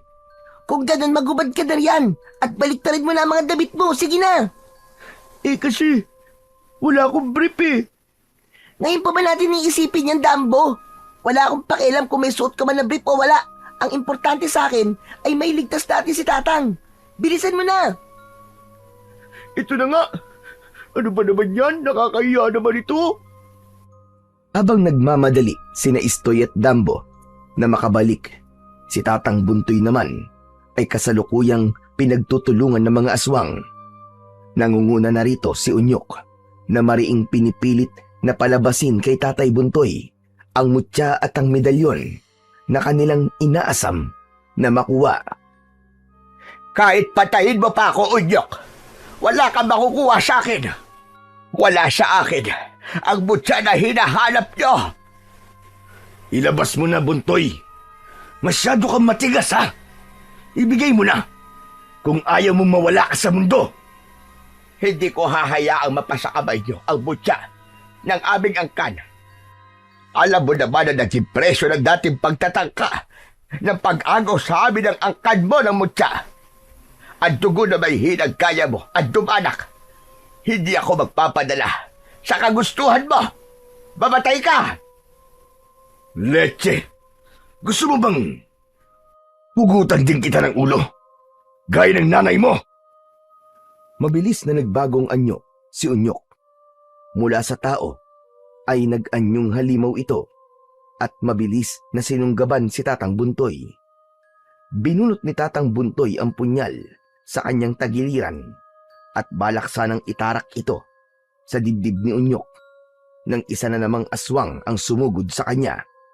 Sunod-sunod na halos hindi na siya nakailag sa mahahaba at matatanim na kuko ng mga ito. Pumulupot sa leeg ni Tatang Buntoy ang mahaba at madulas na dila ng isa sa mga aswang. Bitiwan niyo ako! Mga tuso! Mga demonyo kayo! Hindi niyo ako matatalo! Hindi niyo maaangkin ang mutya! Hawak-hawak ng dalawa pang aswang ang magkabilaang braso ng matandang si Tatang Buntoy. Ang kanyang mga paa ay halos hindi na sumasayad sa lupa. Ang paligid ay nagkakagulo. May mga sigaw, iyakan at tunog ng mga pintuang pilit binubuksan ng mga nilalang. Ngayon, wala ka ng kawala, Buntoy. Hindi mo pa rin ba ibibigay sa akin ang mutya? Ano? Ibigay mo na! Hanggang kailan mo pa ipipilit ang iyong katigasan? Kahit na anong gawin niyo, hindi niyo makukuha ang hinahanap niyo. Magkamatay na tayo, Unyok! Hindi mapapasa inyo ang mutya! Huwag mo kong gawing mangmang. Gusto mo ba talagang mamatay? Alam kong nasa pamilya mo ang mutya. Hindi kayo makakaligtas. Ilabas mo na, Buntoy. Ibigay mo na sa akin ang mutya. Hindi niyo alam ang tunay na kapangyarihan ng mutya. Hindi ito laruan. Kapag nilamon niyo ito, kayo mismo ang malalamon na kasakiman niya. Huwag mo kaming pangunahan, tanda. Manahimik ka. Alam kong ginagawa ko. Ibinaon ni Unyok ang kuko sa braso ni Tatang Buntoy. Humigpit ang kapit at agad na ikinangiwi ng matanda dahil sa labis na sakit. Aray ka! Bitiwan mo ako! Hayop ka, Unyok! Bitiwan mo ako! Hayop ka! Napaka-demonyo mo! Kagaya ka rin ang ina mo! Nasaan ang lakas mo, tanda? Nasaan na? Hindi ba dati ay hambog ka? Kasing hambog mo ang tatay mong kumitil sa buhay ng nanay ko! Ay, aswang! Lubayan mo si Tatang ko! Ako ang kalabanin mo! Alam ko kung anong pakay mo! Ito ba? Sa pagkakataong yun, iniangat ni Istoy ang medalyon at ang mutya na nasa leeg niya. Mabuti at dumating na rin ang hinihintay ko. Akala ko'y magtatagal pa ang pagpapahirap namin sa lolo mo. Akin na. Ibigay mo sa akin ang mutya at ang medalyon kung gusto mo pang mayakap ng buhay ang lolo mo. Apo, wag! Huwag kang makikinig sa hayop na si Masyong Aswang na ito. Kilala ko ang ugali ng mga aswang, Apo. Hindi sila patas kung lumaban. Wag, Apo! Huwag mong ibibigay sa kanya ang medalyon at ang mutya! Tumigil ka, tanda! Ama si Tatang, hindi mo ako mabibilog, Mang Unyok. Hindi ko hahayaang mapasa kamay mo ang mutya at ang medalyong ito. Ay, kung ganon, kailangan pa kitang patayin para mapasa ko yan. Walang ano-ano'y mabilis na sinunggaban ni Unyok si Istoy. Gamit ang kanyang mahaba at madulas na dila, ipinulupot niya ito ng maigpit sa braso ng bata. Napasinghap naman si Istoy. Pilit kumakawala, ngunit lalo lamang humigpit ang pagkakagapos. Sunod ay sinakal siya nito. Tatang, hindi ako makahinga. Tulong! Nagmamadaling nagpumiglas si Tatang Buntoy. Halos mawalan ng hininga sa takot para sa kanyang apo. Kita niya kung paanong unti-unting hinihigpitan ng aswang na si Unyok ang pagkakasakal sa batang si Istoy. Sa gilid ng kanyang mga mata, napansin niya ang punyal na kanina pa nakatago sa kanyang tabi. Ang sandatang nilagyan niya ng dasal at langis na mula sa ugat ng punong kahoy. Dahan-dahan niyang iniunat ang kanyang kamay. Nanginginig at pilit na iniaabot ang punyal na ilang dangkal lamang ang layo. Tumalsik pa ito ng kaunti, dahilan para mas lalong mahirapan siyang kuhanin yon. Nang magtagumpay, buong lakas niya itong itinarak sa dila ng isa sa mga gumagapos sa kanya. Sinunod niya ang ilan pang aswang bago niya natulungan ang kanyang apo sa kamay ni Mang Unyok. Hindi mo ko matatalo, tanda. Umugod-ugod ka na. Kaya dapat ka na magpahinga habang buhay. Kung alam ko lang, nabalak niya naman maghari-harian muli. Hindi sanay, nung bata ka pa, tinuluyan na lang kita. Hindi ko alam na mas lalaki ka pang halimaw kaysa sa mga magulang mo. Buwisit ka talaga. Ikaw rin na may kagagawan ng malaking peklat sa mukha ko. Ito ang tanda na minsan mong pinahirapan ang hukbo namin. Kaya't panahon na para pagbayaran mo ang lahat ng yun. Bagay lamang sa inyo yan. Istoy, Apo, gamitin mo ang lakas mo. Huwag kang papatalo. Huwag kang magpapakain sa takot mo. Labanan mo ang halimaw na yan. Naniniwala ko sa iyo, Apo. Kaya mo yan. Akala mo ba, Buntoy, ay matatalo na lang ako basta-basta ng paslit na ito? Nagpapatawa ka yata.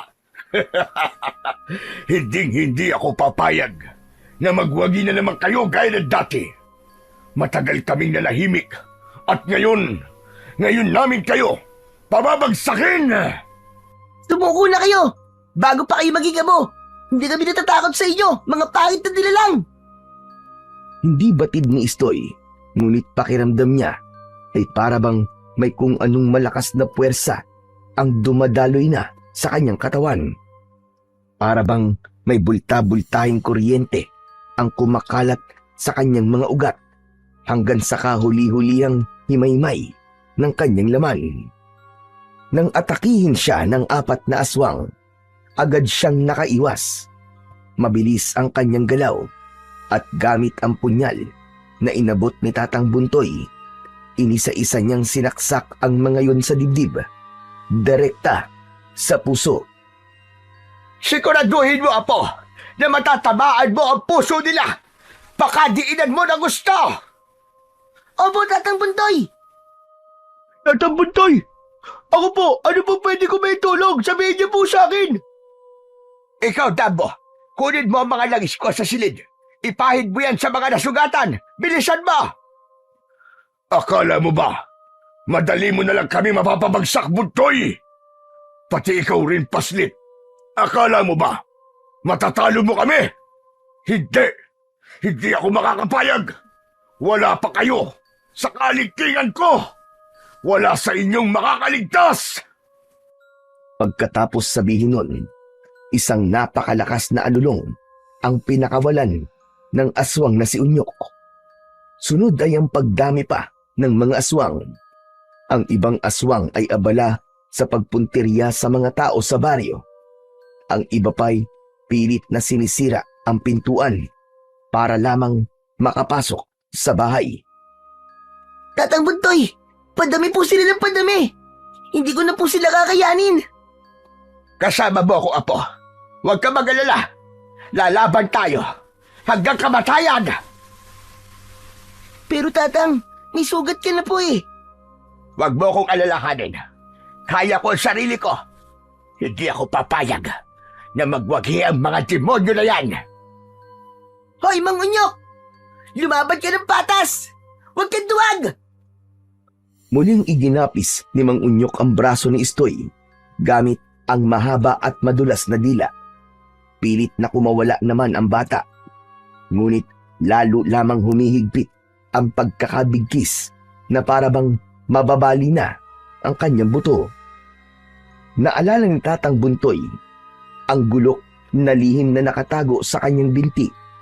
Mabilis niyang inabot ito at sa isang iglap ay buong lakas niyang isinaksak yun sa dila ni Mang Unyok.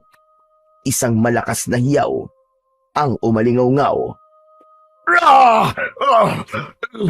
Ipapaghalap ko sa inyo ang sakit na hindi yung panaranasan, tanda! May salmo ka ng sagabal at nangihimasok. Uumahin kitang puksain at isusunod ko ang apo mo na pasaway! Galit na galit at medyo nabubulol pa na nilapitan ni Unyok si Tatang Buntoy. Dahil nangihina na, hindi na siya nakailag pa. Nakangisi at galit na itinarak ni Unyok ang mahahabang kuko sa dibdib ni Tatang Buntoy. Dinukot niya ang puso nito. Kasunod nun, ang malakas na hiyaw ni Unyok. Pinagsamang galit, pagkamuhi at lungkot ang naramdaman ni Istoy sa mga oras na yon. Para bang huminto ang lahat at nagunaw ang kanyang mundo. Paulit-ulit na naglalaro sa kanyang isipan ang habilin ng lolo na wag siyang papatalo sa mga aswang. Napasalampak na lamang ang batang si Istoy. Naging madali para kay Mang Unyok na mabihag siya. Ang ibang aswang ay umamba na ang dila, handa na para sa pagbutas sa kanyang tiyan at gawing pagkain ang kanyang lamang loob. Hinawakan ni Mang Unyok ang mutya sa dibdib ng batang si Istoy. Ngunit agad na umurong ang kamay niya nang tila ba napaso ito nang dumampi roon. Napaatras siya, suminghal, at ang balat ng kanyang palad ay biglang nalampnos. Ano to? Anong uri na kapangyarihan na nakakulong dito? Anong nilagay niyo sa mutya? Ang kapangyarihan ng mutya ay hindi para sa mga nilalang nakagaya niyong mga demonyo. Ito ang proteksyon ng mga inosente. Hindi para sa mga uhaw sa dugo. Tama na! Mga kasama, huwag niyong hayaang huminga pa ang batang ito. Kung hindi niya ibibigay, dudurugin natin ang buong baryo hanggang sila na mismo ang magsuko ng medalyon at ang mutya na hawak nila. Nag-umpisa ng umalulong ang mga aswang. Ang ilan ay tumalon sa bubungan. Ang iba namay lumipad patungo sa mga kabahayan. Maririnig ang mas malakas pang sigawan at iyak mula sa mga tao. Wag! Mga walang kaluluwa kayo! Huwag niyo nang idamay ang mga inosente! Wag! Kung ayaw mo silang madamay at magaya sa lolo mo, Isang salita lang. Ibigay mo na sa akin ang mutya. Isang piraso ng bato, kapalit ng buhay ng lahat ng mga tao dito. Pipiliin mo ba silang mamatay dahil sa iyong katigasan? Mas pipiliin kong mamatay na walang pagsisisi kaysa mabuhay na dala ang kasalanan ng buong nayon. Sumabog ang galit sa muka ni Unyok. Umalingaw-ngaw ang kanyang boses na parang kidlat. Kung ganun, ito na ang katapusan mo, Istoy! Napapikit na lamang si Istoy. Hinihintay na tumarak ang matatalim na kuko ng aswang sa kanyang dibdib. Ngunit bago pa man maitarak ni Unyok ang mahabang kuko sa dibdib ni Istoy, biglang nagliwanag ang mutya na nakasabit sa kanyang leeg. Ang sinag nito'y nakakasilaw. May puting liwanag ang lumalabas sa mutya na parabang sikat ng araw. Kasabay ng liwanag ay isang malakas na alulong ang sumambulat mula sa mga aswang. Isa-isa silang napasigaw. Ang mga tinig nila ay tila puno ng sakit na parabang nasusunog sa apoy ng impyerno. Ang kanilang mga balat ay nalapnos, nagdikit-dikit at unti-unting naging abo hanggang sa tuluyang namayani ang mahabang katahimikan. Nakatulala si Istoy. Humahabol ang paghinga. Inilibot niya ang kanyang paningin sa buong paligid. Wala na ni isang bakas ng mga aswang. Ngunit kasabay ng pagkawala nila ay ang nakapanlulumong tanawin ng mga labi ng mga inosenteng tao na hindi nakaligtas sa kasamaan ng mga aswang. Mahigpit na napakapit si Istoy sa kanyang mutya. Ang liwanag nito ngayoy dahan-dahang humihina hanggang sa magbalik sa karaniwang anyo nito. Pag-ikot ng kanyang paningin, napaluha siya nang makita ang nakahandusay na katawan ng lolo niyang si Tatang Buntoy. Nakasubsob ang matanda, payapang nakapikit na parabang natutulog lamang. Ngunit ang sugat sa kanyang dibdib ay patunay ng huling laban na kanyang isinugal. Agad lumapit ang batang si Istoy. Nanginginig at marahang hinaplos ang payapang muka ng kanyang Tatang Buntoy. Tatang! Tatang naman eh! Tatang, gising po kayo! Tatang! Hindi niyo ako pwedeng iwan!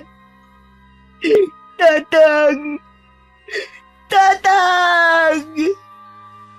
Tanging hagulgol na lamang ni Istoy ang maririnig sa buong paligid habang yakap-yakap niya ang katawan ng nag-alay ng lahat upang siya'y mailigtas. Tang! Gumising ka! Ipapakita ko pa sayo namin bukas eh! Tatang naman eh! Masamang biro to, Tatang! Tatang! Tama na, Istoy. Tama na. Wala na si Tatang Buntoy. Hindi! Hindi siya patay! Buhay si Tatang! Buhay siya! Dadalo pa siya bukas eh! Papanoorin niya pa akong sumayaw! Tumayo ka na riyan, Istoy. Ayaw ni Tatang Buntoy na makitang nagkakaganyan ka. Ayusin mo ang sarili mo. Tumahan ka na. Tatang! Tatang, gumising ka na! Parang awa mo na, Tatang! Walang nagawa si Istoy kung hindi ay yakapin na lamang ng maigpit ang kaibigan. Dinaluhan niya ito sa pagdadalamhati sa yumaong lolo.